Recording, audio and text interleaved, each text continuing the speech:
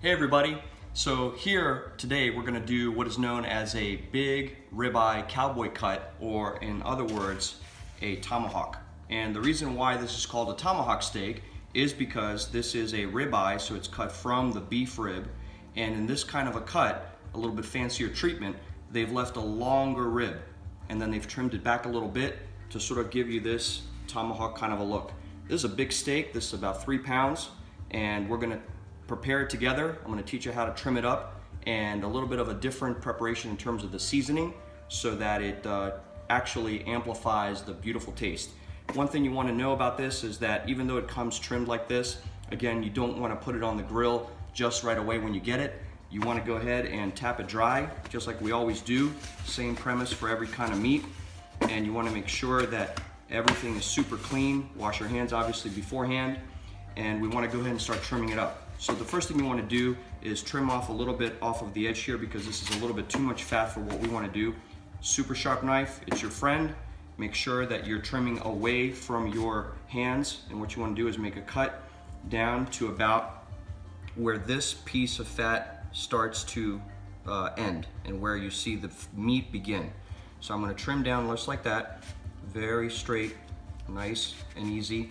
And then I'm going to take my knife and I'm going to trim around, and very easily with a sharp knife. All you have to do is sort of grab this part here and kind of trim like that a little bit, and watch your fingers up here far away, and you kind of go around like that. And that way you're cutting very little to no meat, and you can trim this off and leave a more nice looking tomahawk steak that doesn't have this extra fat, because not only for aesthetics, but also this fat will render down on the grill and cause a lot of flare-ups, which we don't want. The thickness of this meat really calls for a high sear in the beginning for the first couple of minutes. Turn it around each time, and then after that you want to actually let it turn the heat down and do an indirect grill off of the heat to the side and let it actually roast on the grill. But the first thing you want to do is trim this down just like this, so it's beautiful, and you can save these pieces for later. You can do a lot of things with this. You can render it down, you can use it to grill other steaks with it, or pan fry. And so we can trim this down even more. Just use a super sharp knife like this and get it down as clean as you want, just like that. And pull off some of these pieces here, because this will all just get burned off. And there you are. Again, easy stuff to do in your kitchen. Makes it look like a pro. And tap it off like that. Let's look around, inspect it. Want to leave this on, this will be good flavor. And I think we're ready to start spicing it up. So again, all I did was just take off this end cap here, or where the bone met, and make sure that we keep it for other uses. So what I want to do is something special today, and that is, apart from the regular salt and pepper, which we're going to start with, use any kind of salt you want, being very generous with the salt so that you can really have this cook through. Make sure you salt all the sides of the steak, just like that. Throw a little on your plate here and tap it on and roll on the salt exactly like that, and then have it sort of stand up a little bit like that, and then we get a little bit of salt. If you can't do that, this is a big piece of meat, so it's hard to get it to stand.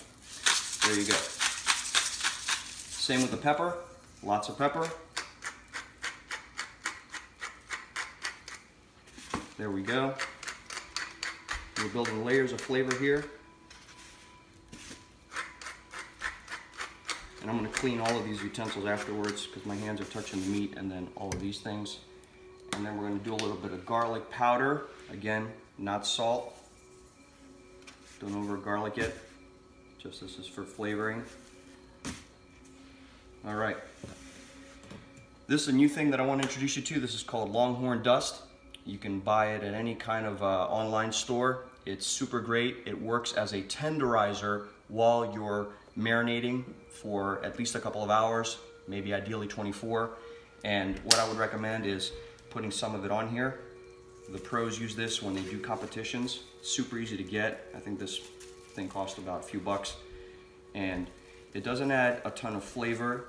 It actually adds just a tenderizing effect. And the last thing is Cowboy Rub. So Cowboy Rub has a little bit of combination of spices. It's less salty than a Montreal mix or a Chicago steak rub. Tap it in. And I like these flavors because they combine red pepper and other kinds of things like green peppercorns as well, and also some coffee.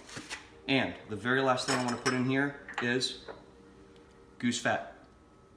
So work with me here. This is gonna super taste. This is gonna drive the umami flavor, as they say, sky high. So let's put it on. I've got it in a little bowl here, and all we're gonna do is spread it on very lightly, not too thick, and we're gonna let this kind of sink in. And why we're doing this is because it's sort of like basting with butter, but imagine this is the kind of thing that is super high end in terms of flavor, not hard to get. You can get all these things online, and it adds this phenomenal taste that when you're cooking it, it just basically turns the meat into complete buttery taste, and it'll melt totally away in the cooking process. So again, you see that I'm sort of putting it around. I'm not overdoing it, and any excess you can just spread it out. Make sure it goes all the way around. All right, so we're gonna not waste any of these spices. And then I would wrap this up in a plastic wrap, put it in your refrigerator for a couple of hours, and there is your nicely marinated and super awesome, gonna taste on the grill tomahawk steak. Enjoy.